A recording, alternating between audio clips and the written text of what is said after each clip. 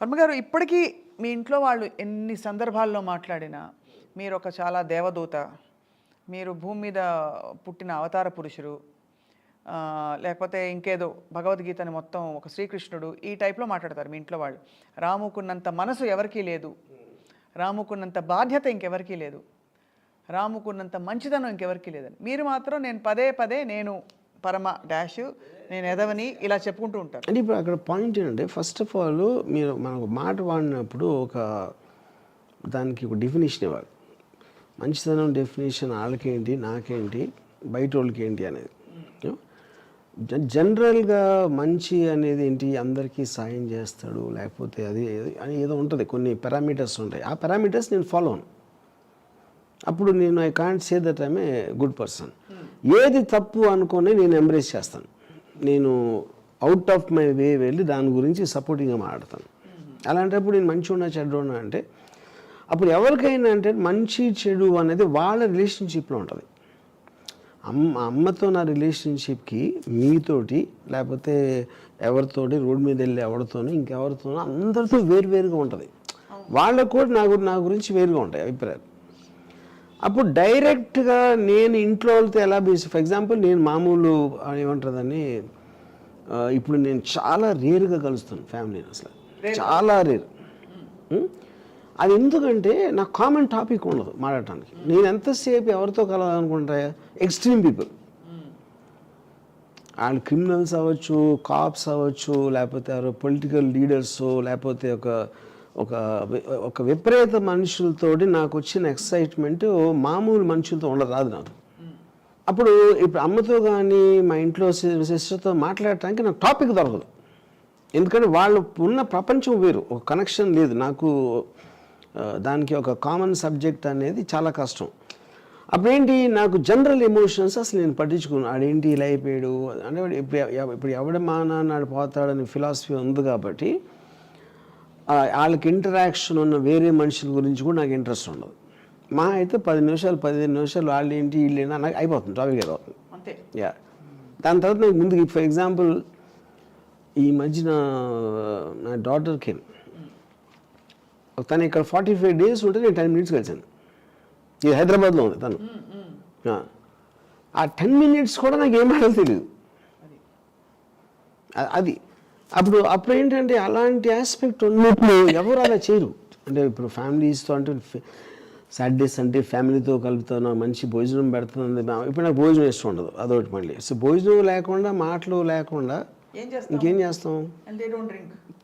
Yeah, మళ్ళీ అదొకటి. Drink తాగినా కూడా టాపిక్ ఉండదు కదా. సో అప్పుడేంటి, నేను రూట్లెస్గా ఉంటాను. ఎందుకంటే నేను మొహమాటం కోసం ఏం చేయను. ఇప్పుడు మొహమాటం కోసం ఏం చేయనప్పుడు అందుకని ఏంటి, నేను ఫస్ట్ నుంచి అలా చేశాను కాబట్టి వాళ్ళు కూడా అది మర్చిపోయారు. అది అలవాటు అయిపోయింది. అప్పుడు నేను చాలా తక్కువసేపు ఉంటాను కాబట్టి వాళ్ళు మంచోళ్ళు అనుకుంటారు నన్ను. అది నా నిజస్వరూపం అని చూడాల. అది అంటే నిజస్వరూపం అంతకంటే ఏముంటుంది, అట్మోస్ట్ ఎమోషన్ రియాక్షన్ షాట్స్ ఉండవు, అంతే కదా. సూర్యవతి గారు, చాలా సందర్భాల్లో రామ్గోపాల్ వర్మ గారు నాకు ఎమోషన్స్ లేవు, ఉండవంటారు. మీరు నమ్ముతారా? 100% రాంగ్. అది ఎలా అంటారు, డంకా చెప్తారంటారు, అలా చెప్తున్నాను. ఇప్పుడు నేనేంటంటే, నేను ఎప్పుడు కూడా ఎమోషన్స్ లేవని చెప్పలేదు, ఎమోషన్స్ కంట్రోల్ చేస్తానని చెప్పాను. చాలా డిఫరెన్స్ ఉంది దానికి దీనికి. అంటే డీప్ గా ఫీల్ అవుతారు కానీ దాన్ని తొక్కేస్తారు పాప అక్కడ, అంతేనా? నో, అది I try to understand the emotion. మీరు అండర్స్టాండ్ చేసుకున్న దేనికి మీరు భావోద్వేగం పొందరు. ఇప్పుడు నాన్నగారు చనిపోయినప్పుడు ఎప్పుడే అడగలేదు. ఎప్పుడు? అలా 7 ఏళ్ల వయసులోనే, అమ్మ నువ్వు నన్ను ఎందుకు కొడుతున్నావు అంటే, నువ్వు వేరే ఏదో పెట్టుకున్నావు అన్నాడు. అప్పుడే అర్థమైపోయింది. తప్పు నీది కాదు కానీ కళ్ళల్లో నీళ్ళు కూడా రాలేదు. సో ఇప్పుడు ఇక్కడ ఏంటంటే పాయింట్, మీకు లాజిక్కి ఒక ప్రాక్టికల్ అప్లికేషన్ ఉండదు. ప్రాక్టికల్ అప్లికేషన్ అంటే ఏంటంటే, మీరు అనుకున్న దాన్ని మీరు ప్రాక్టీస్ చేయటానికి, మీరు ఆలోచించడానికి, అవతలోళ్ళు ఎలా తీసుకుంటారనే దానికి, అవతలోళ్ళ దృష్టిలో అది ఎలా ఉంటుంది అనుకునే దానికి ఒక తేడా ఉంటుంది. సో దాంట్లో ఏమైంది, నాకు మా ఫాదర్ పోయినప్పుడు నేను ఇమ్మీడియట్గా నా ఫస్ట్ రియాక్షన్ నాకు తెలిసినప్పుడు నా ఫస్ట్ రియాక్షన్ అమ్మ. ఇది అమ్మకి ఎలా చెప్పాలి యూనో. అప్పుడు నేను ఎక్కడ ఆ టైంలో ఒక ఎస్టీడీ బూత్ ఉండేది, సెల్ ఫోన్స్ ఆ టైంలో. ఎస్టీడీ బూత్లోంచి ఫోన్ చేసి అక్కడ చెప్పాడు నాకు, ఫాదర్ ఎక్కడో భీమవరంలో ఆయనకు హార్ట్ అటాక్ వచ్చింది. అమ్మ ఎక్కడున్నారు అప్పుడు? ఇంట్లో. కానీ ఏంటి, అది మా సిస్టర్ విజయ నన్ను నిద్రపోతా ఉంటే లేపింది. బుజ్జి ఫోన్ చేశాడు అర్జెంటుగా నీతో మాట్లాడాలని. సో నేను బుజ్జి అంత క్లోజ్ కూడా కాదు నాకు. నిద్ర లేపి ఎందుకు చెప్తాను, వెళ్ళి నేను మాట్లాడితే పక్కన ఎవరైనా ఉన్నారన్నాడు. సో అక్కడ అమ్మకి విజయ కూడా డౌట్ వచ్చింది, ఏంటి బుజ్జి రాముతో ఇంత అర్జెంటుగా ఏంటి పని ఏడుతో అని.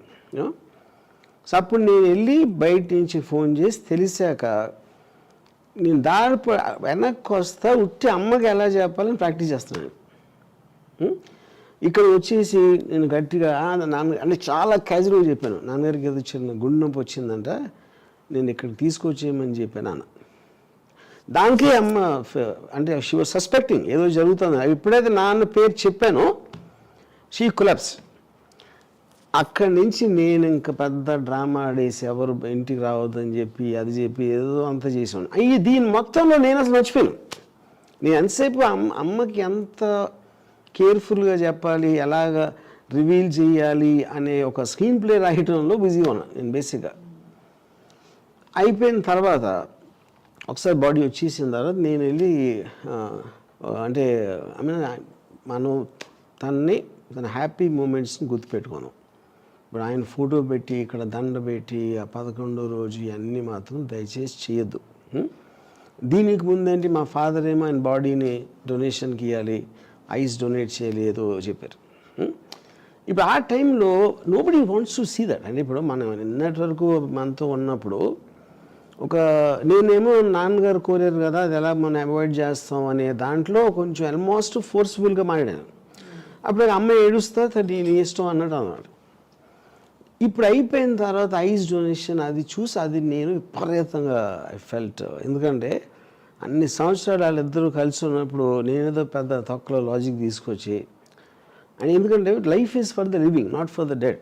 ఫాదర్ పోయారు, ఆయనకి అయితే తెలియదు ఏమవుతుందో. అమ్మకి అలాంటి విజువల్ సబ్జెక్ట్ చేశానని నాకు చాలా చాలా పెద్ద regret. Maybe the most regret incident in my life. Yeah, but that's it. అంటే అయిపోయింది. అంటే that's one of the flops I made ఆ డెసిషన్. ఓకే, అప్పుడు ఎందుకంటే నేను ఎక్కడి నుంచి ఉన్నాను, అమ్మ ఎప్పటి నుంచి ఫాదర్ నుంచి పెళ్లి చేసుకున్నప్పటి నుంచి ఇన్ని సంవత్సరాలు వాళ్ళు గడిపి, అందుకని ఆ రోజు నేను డిసైడెడ్ నా లైఫ్లో మళ్ళీ ఎప్పుడు నేను ఒక పోయిన వాళ్ళ బాడీ అనేది ఎంచుకోను. That is one I decided first and last time. ఇప్పుడు ఈ సందర్భంలో నేను ఒకటి చెప్తాను మీకు. ఒకటి, ఇప్పుడు ఎవరు ఎప్పుడు పోతారో ఎవరికి తెలియదు. నేను ముందు పోయినా నువ్వు నన్ను చూడద్దు, నేను నిన్ను చూడను. ఎస్, ఇక్కడ ఒక రహస్యం, ఐ లవ్ ఇట్. స్వప్న, ఒక రహస్యం ఇప్పుడు ఫస్ట్ టైం మా అమ్మతో మాట్లాడు. ఎస్, మా అమ్మతో మాట్లాడను. మా అమ్మ నేనేమో 6 నెలలు అయింది అంటాడు. అవన్నీ ఏంటి మేము తలుచుకోవడం కదా.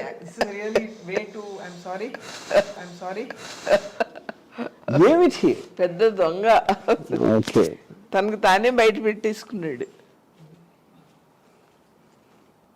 ఇంతకన్నా అండర్స్టాండింగ్ ఉంటుందా? ఉండదు. యా, కాదు 20 ఏళ్ల కొడుకు. కానీ ఇది గుర్తుపెట్టుకోండి, అమ్మ 100% పాటిస్తుంది, నాకు తెలుసు అది. అది 20 ఏళ్ల కొడుకు చెప్పడం వేరు స్వప్న. 20 ఏళ్ల కొడుకు మా అమ్మ ఇష్టం, మా చెల్లెలు ఇష్టం, మా తమ్ముడు ఇష్టం అంటాడు. సరిగ్గా 4 ఏళ్ళకి మారిపోతాడు. దానికి ఆ చెల్లెలకి ఏమి ఇచ్చేస్తున్నారో అని చూస్తుంటాడు అమ్మన. అలాంటిది ఈ పిల్లోడు అసలు 20 ఏళ్ళ వయసులో ఏ ప్రేమ ఉందో కుటుంబం అంటే ఇప్పుడు కూడా అదే ప్రేమ. దాంట్లో అసలు ప్యూర్ అంటే ప్యూర్.